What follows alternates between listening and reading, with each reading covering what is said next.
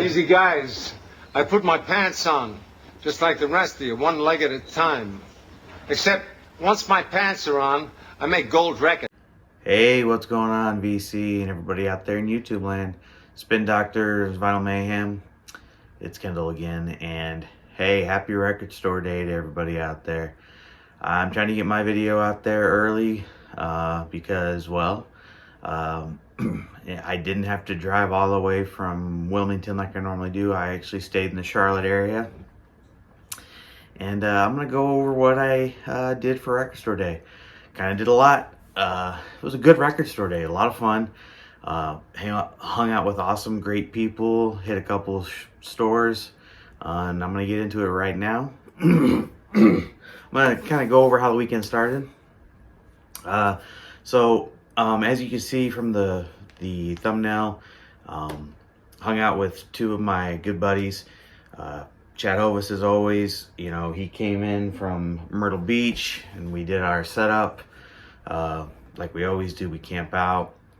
But Brian Glick from St. Louis area, Riverbend Records area, he flew down. You know, I've never met Brian in person, only talked to him through, you know, Facebook, text, all that kind of stuff. But, you know, met him a few years ago online, and we've just, you know, struck a friendship up. And, you know, he texted me a month or so ago and was like, hey man, I think I'm gonna come down, you know, and hang out with you guys, you know, hit up RSD with you guys and go to Noble and all that kind of stuff. I'm like, dude, come on, let's do it.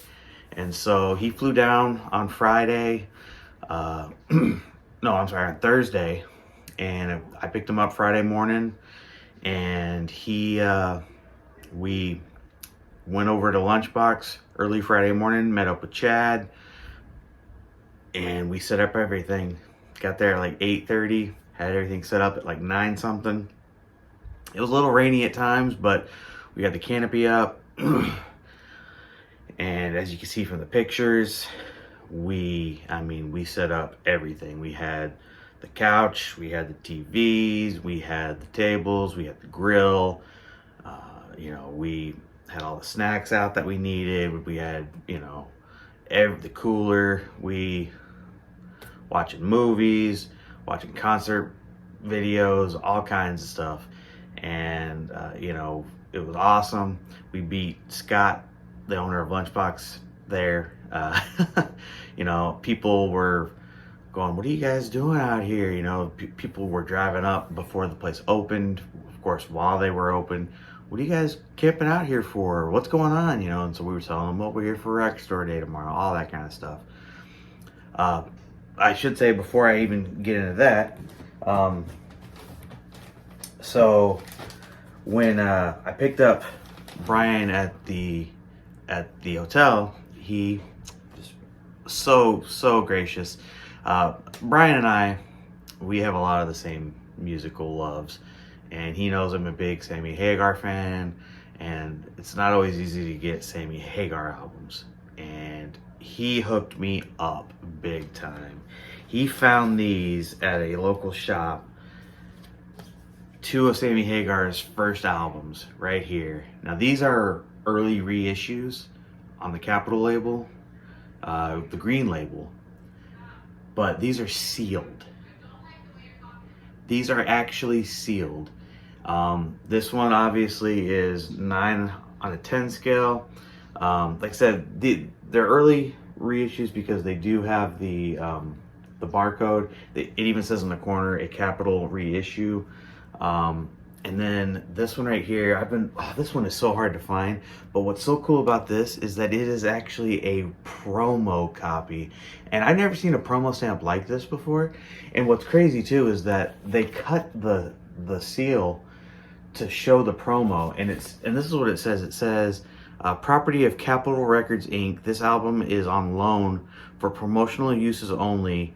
Holder agrees to return it on I can't even see, there's a glare, sorry, on adherence or something like that. Attempted use or sale are prohibited, all that kind of stuff. and then it's got the number of the promo, and then it's got that capital sticker on it. And I'm thinking, that is so awesome. So I almost don't even want to open these, but at the same time, I've been wanting these albums for so long. They're not the easiest to find, especially out here. So Brian hooking me up with these, some VCLT. Brian Glick, you are the man. Love you, brother. Thank you. So cool to have these two records. And the fact that they are sealed from so long ago. I mean, could they be screwed up? Yeah. But they're in such, I mean, like, no corner dings or anything. And when you think of how old these records are, that's just so cool. So yeah, very excited about that. Anyway, when we met up with Chad gave me something too. He gave me this. This is, I guess, put out by Seth Rogen, Houseplant record holder ashtray. I'm sure you know what that means. And I was like, no way. Now, I don't smoke or anything, if you know what I mean. But this is something that they put out. This is so cool. And this is like heavy duty. And this can hold a box set in here. That's how thick this is. And this right here, I mean, this is like glass, man. This is like heavy right here. And, you know, you put your stuff in there. You could put your, you know, cigarette in there if that's what you're smoking. Anyway, but this is, I mean, this is nice quality right here. So very cool, very cool to have this record holder. Chad is the man. I've known Chad for years, so to be, you know, it was so nice to hang out with Chad, like always, of course. So, but yeah, so we got there super early. Like I said, rain was a factor for a little bit, so luckily enough we had the canopy up. So if it would start to rain a little bit, we'd get up under it, let it rain for, because I mean, it would rain maybe for 10, 15 minutes, and it was never like a hard, heavy rain, but the sun would come out and it'd get really hot, and then it would get really cold and we'd put our jackets back on. It just kept going back and forth. When it got dark outside and got night, it got colder and a little windy, so then we got the fire pit out, so we could keep warm. But it was so funny because people just would like keep coming up to us going like, man, you guys are set up right. Because Chad and I would always do this out in Wilmington, so they kind of started to get used to it. We never did it here in Charlotte, so they were like, well, what is going on? And Brian, of course, had seen pictures, but never saw it up close. And so he was like, dude, this is awesome. And then, of course, you know, Chad breaks out the grill, we get the steaks out, which he marinates for like 3 days. Man, this record's going long already. So when I show the records, it'll be shorter. But, you know, grilled the steaks, had salad, you know, like I said, good stuff. Just, you know, having a blast, meeting great people out there too, which is always fun. You know, they were, you know, like I said, so amazed by what we were doing. And like we tell them, like, this is just how we do it every year. It's fun. We tailgate. We make it fun. You know, why do this and not make it fun? You know, make it fun. And that's what we do. So I think, and see, I took a picture of us out there at 8:30, posted it on Instagram and Facebook, and tagged Lunchbox. And I guess people saw that because I tagged Lunchbox. So people that followed Lunchbox on social saw it. And so people started showing up at like 3:30, 4 o'clock. And so by 9, 10 o'clock, there was already a line out to the road. And then by like 3, 4 o'clock, the line was, you know, AM, the line was 3 blocks down. I mean, it was ridiculous. There was probably 200 plus 300 people, you know, before the store opened. It was insane. So yeah, they had an awesome turnout, the most I had ever seen at a record store day ever.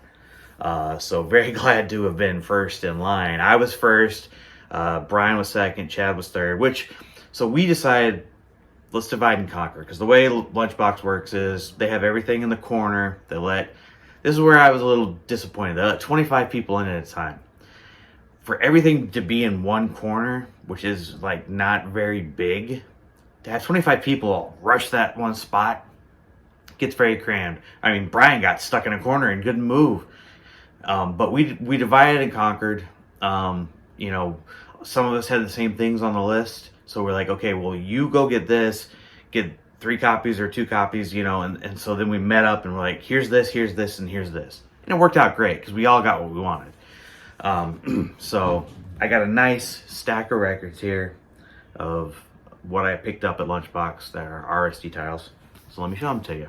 So after I made the video, I realized that I forgot to show 2 things. So real quick, I'm gonna show this. First, I did buy one other record, 7-inch, The Struts. This is the their cover of Rock and Roll Fantasy by Bad Company.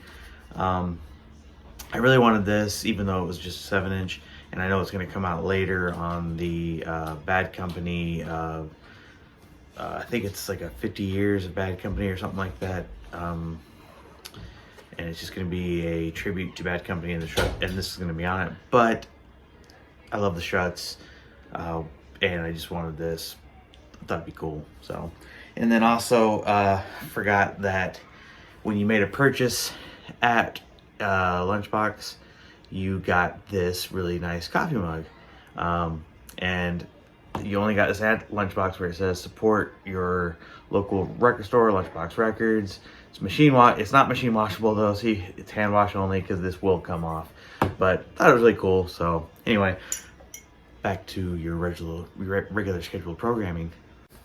So first things first, and I don't know what's in order here, so I'm just going to show you. This one was a definite want of mine. This is the Peter Tosh Greatest Hits. This was, I think, pressed in 1984 or 87. I don't remember exactly. Maybe the hype sticker says. It doesn't say. It's limited edition. Now, this was only released in Brazil. Okay, it was 83. This was only released in Brazil. So, and this is like the Parlophone years. So all of this stuff that was on Parlophone. It's a 1 LP. It's on a tricolor, and this was an exclusive. Very excited to get this. I don't have any Peter Tosh, but you know, he's one of those guys. Like, you know, to me, it's like when you think of reggae, you go Bob Marley and Peter Tosh because they were both whalers. So anyway, very excited to pick this up. This was one of my heavy wants, like in the top 3 or 4 of my wants. So very happy to pick this one up. I haven't opened any of these or spun any of these, so I'm just gonna go ahead and say I don't know what the sound quality is like on them or anything like that. This was a top want for me, and I will say this: it was a top want before the man died, just because I think the movie's hilarious, and the soundtrack was only released on CD in the U.S. and the UK on vinyl, and the vinyl version did not have the songs. It was just the score. But the Top Secret soundtrack, this movie's hilarious. Done by the same guys that did like Airplane and those movies. This was Val Kilmer's first ever movie that he did. Side 1 is all the songs that Val Kilmer himself did sing, and then side 2 is the score by Maurice Jorar, I guess is how you pronounce his name. Very well-known score gentleman. But yeah, I wanted to get this, and my fear was that this was very limited. I want to say it's on white vinyl, or ultra clear vinyl. Newly remastered, it says too. It's on the gatefold.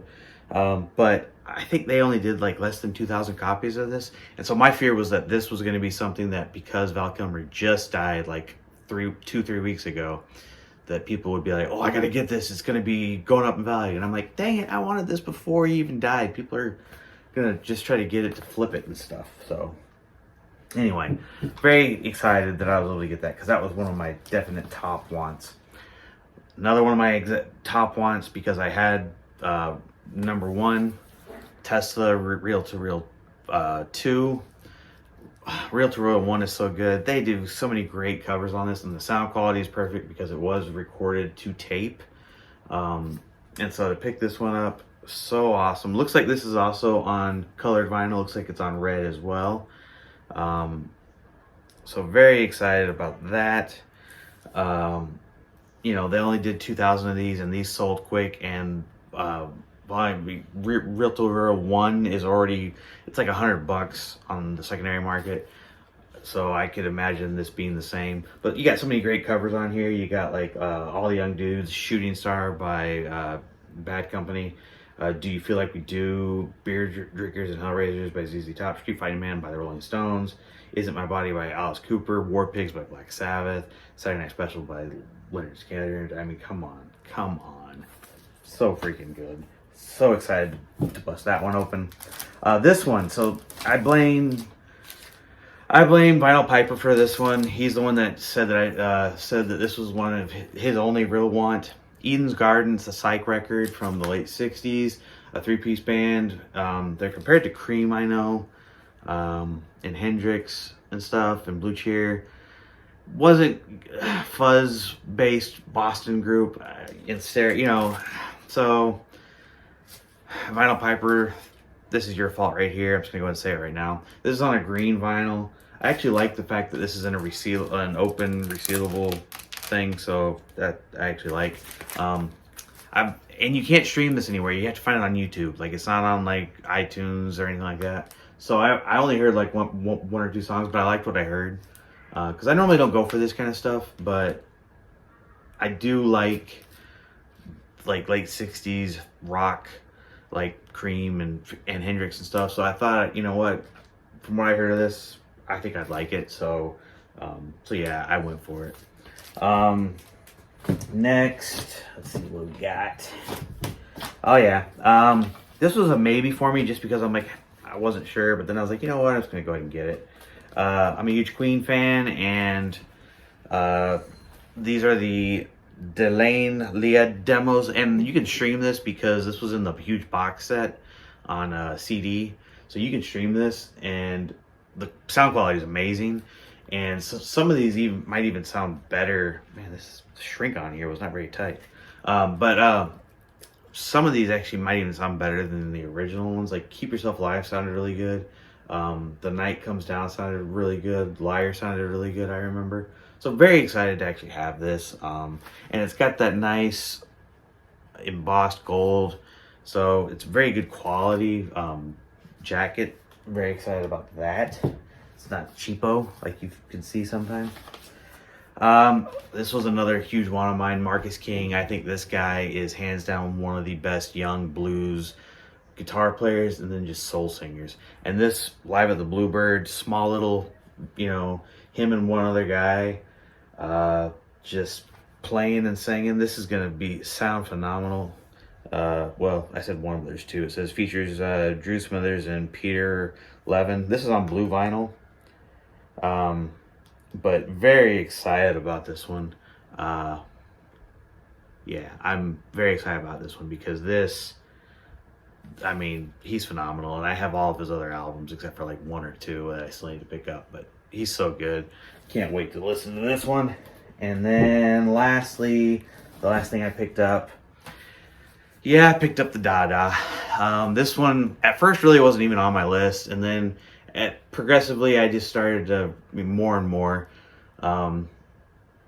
I just, you know, like I listened to it on streaming. I was like, oh yeah, I forgot about this song, and I forgot about this song. Obviously, I knew Disneyland, but there were other songs that like I was like, oh man, I totally forgot about Dim, or I totally forgot about Surround, or